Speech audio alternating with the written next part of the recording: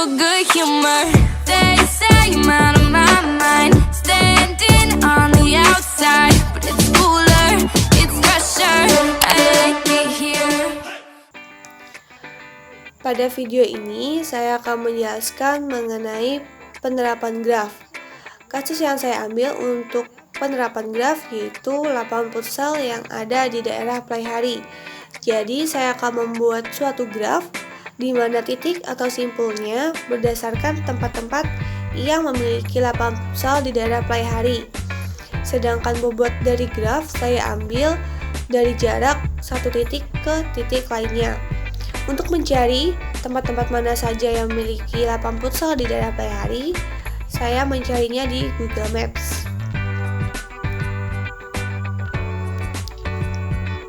Di sini di Google Maps terdapat 8 tempat yang memiliki lapangan futsal di daerah Playhari.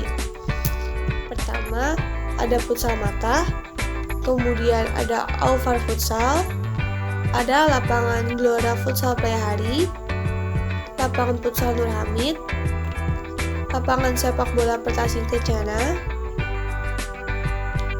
kemudian lapangan futsal SMA N1 Playhari, lapangan futsal yang ada di RTH, dan terakhir ada Futsal Resto. Jadi dari 8 tempat ini akan saya hubungkan satu tempat ke tempat lainnya sehingga membentuk suatu graf. Ini merupakan graf dari 8 tempat yang memiliki lapangan futsal di daerah Playhari. Di sini saya hubungkan dari satu tempat ke tempat lainnya, di mana saya hubungkan ke tempat terdekatnya. Jadi seperti Futsal Mata di sini, karena tempat terdekatnya merupakan Alvar Futsal dan Futsal Resto, jadi saya hubungkan ke dua tempat itu tadi. Dari graf sebelumnya, saya buat menjadi graf berbobot. Di sini untuk bobotnya yaitu jarak dari satu tempat ke tempat lainnya. Untuk melihat jaraknya saya juga mencari di Google Maps. Di sini untuk tempat-tempatnya saya ubah menjadi nomor. Di sini nomor 1 untuk Futsal Mata, nomor 2 untuk Alvar Futsal, nomor 3 untuk lapangan Gelora Futsal Playhari, nomor 4 untuk lapangan futsal Nur Hamid, nomor 5 untuk lapangan sepak bola Pertasing Kencana, nomor 6 untuk lapangan futsal SMA N1 Playhari, nomor 7-nya untuk lapangan futsal di RTH, dan nomor 8-nya untuk futsal Resto.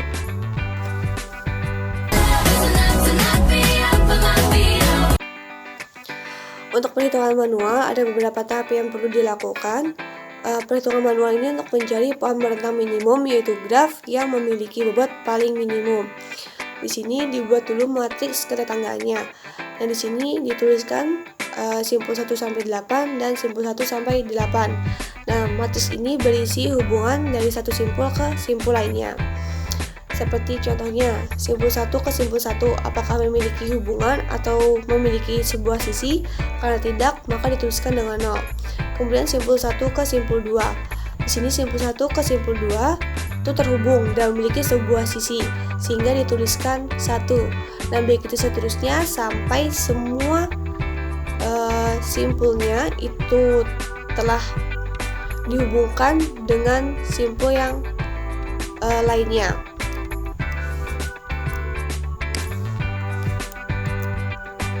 Selanjutnya, untuk algoritma Kruskal-nya dibuat tabel yang mengurutkan bobot pada graf. Jadi, di sini diurutkan bobot dari yang terkecil sampai yang terbesar.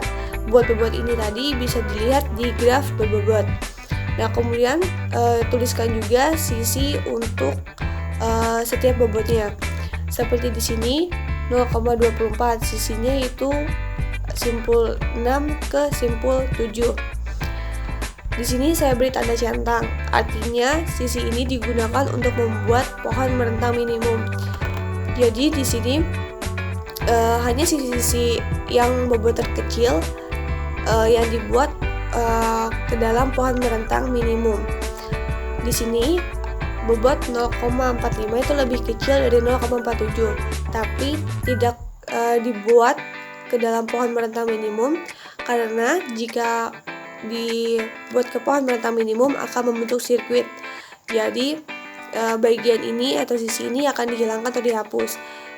Begitu seterusnya sampai bobot yang terbesar. Ini merupakan pohon merentang minimum. Jadi di sini hanya bobot-bobot yang paling minimum saja, dan untuk bagian yang akan membentuk sirkuit akan dihilangkan atau tidak dipakai. Jadi pohon merentang minimum tersebut dapat diterima karena tidak membentuk sirkuit dan semua simpul atau titiknya itu telah terhubung.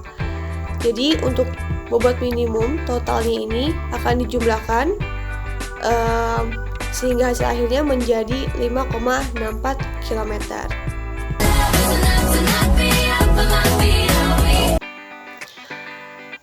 Kemudian untuk perhitungan dengan hasil komputasi, maka dibuat program untuk algoritma Kruskal-nya.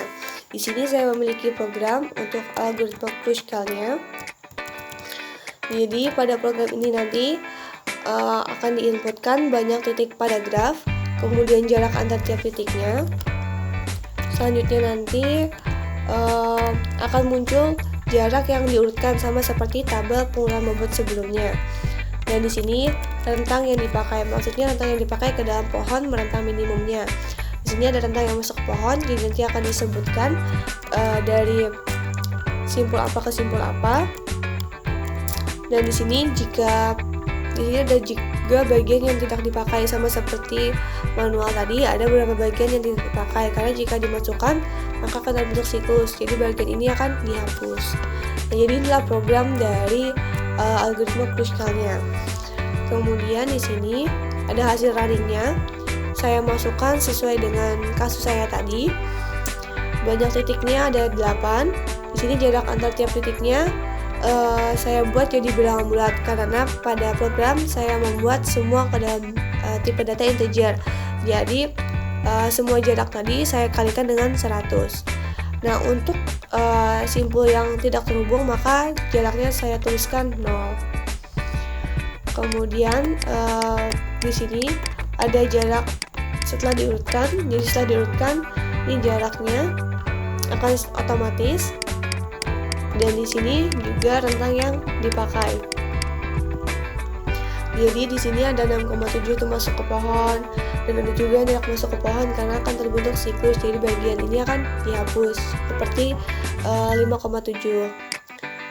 Setelah saya bandingkan antara hasil manual dengan hasil dari komputasi, itu ternyata hasilnya sama saja. Berarti perhitungan saya secara manual itu tuh benar. Sama juga berarti programnya karena sesuai dengan hasil manual, artinya program memang telah berjalan dengan baik, artinya programnya memang telah sempurna. Jadi di sini setelah dibandingkan memang ada beberapa sisi yang tidak dimasukkan untuk membuat pohon merentang minimum. Itu pun sama dengan hasil manual tadi. Memang ada beberapa sisi yang tidak digunakan atau tidak masuk ke dalam pohon merentang minimum karena akan terbentuk sirkuit. Misalnya ada yang tidak sesuai atau tidak sama baik antara perhitungan manual dengan hasil komputasi. Bisa jadi ada kesalahan baik itu di perhitungan manual ataupun juga programnya yang belum sempurna. Sekian dari saya, terima kasih.